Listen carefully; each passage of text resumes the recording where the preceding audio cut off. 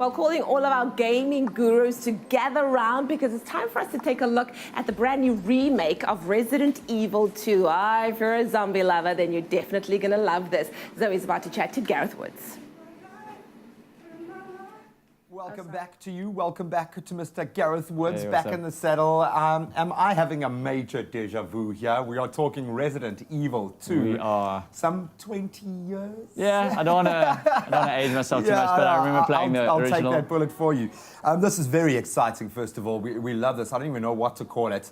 A remake, reboot, rehash. But for PS4, which we know is an incredible platform. Complete remake. So what's going on here, first of all? We're going back to Raccoon City. That's pretty much where we so there's enough that's the same, and there's enough that's different, that it's fresh and revitalized. I think, you know, there seems to be a theme at the moment in terms of remaking old games.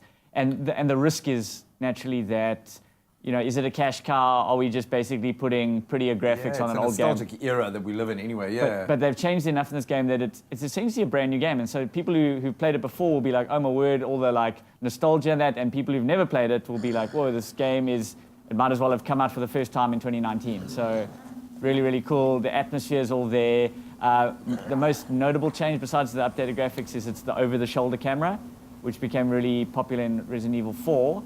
But in RE2, it was this terrible, like they'd call it a cinematic camera, but it'd be a case of going, you'd walk into a room and the camera would be this fixed thing, and you'd be kind of almost, you know, a lot of guys are saying, what's the hardest enemy in Resident Evil 2? And a lot of guys would say the camera. Yeah, it's your point of view.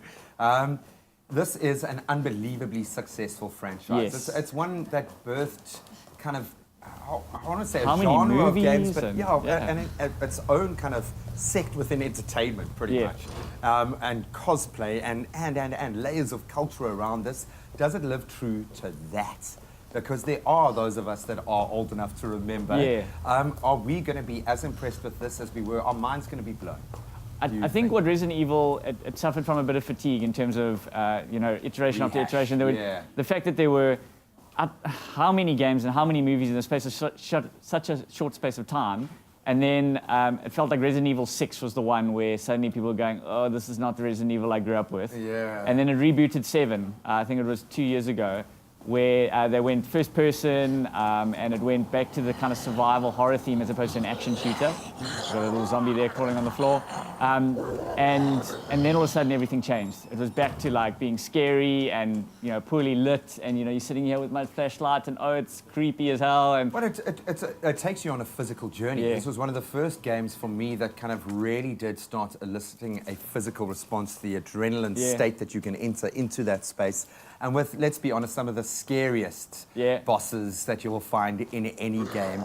Is this terrifying? Who is this game for, buddy? You notice I'm keeping like one eye on the screen at all times because it's like, it is pretty scary. I'm just waiting for the sound, the impending doom. Sound is such a huge part of this game, now that you mention it. And it's got a great function if you're playing on headphones, binaural recording, where what they do is they actually put I think it's the microphone on the different ears. So they have a model with the kind of head there, and they put the sounds and they record it almost, you know, around a head. So it's pretty much like, you'll notice some things. About as authentic as you'll notice things like you'll be walking on a floorboard and you'll hear it creak in front of you, and as you leave, hear it uncreak behind you.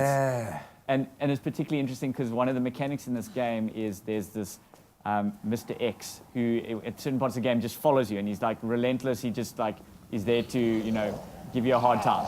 And essentially, you hear his footsteps for meters and meters coming closer and closer and closer. The music slowly starts building, and that tension, as you mentioned, is a huge part of the game. Answering who's the game for, I think anyone who's a Resident Evil fan is a no-brainer. If you're a survival horror fan, obviously that's for you. It is, I'd say, a little bit for an older crowd. There are some scary moments, there's a bit of violence, but... That sawn-off double barrel on the back should be your first indication that it's going to get sort-off hairy. Grenade launcher. Don't let the ponytail guide you, let the shotgun guide you. It does look amazing. Obviously, graphically, I think a game like this really does... What we're loving about this area is it's compound growth. They're taking the best of everything that's available at the moment. And by all accounts, it seems to hold true to a genre that really is worth delving back into. So hopefully this will bring in some new Resident Evil fans as well. Resident Evil 2, it's back, baby, and it's got the PS4 treatment.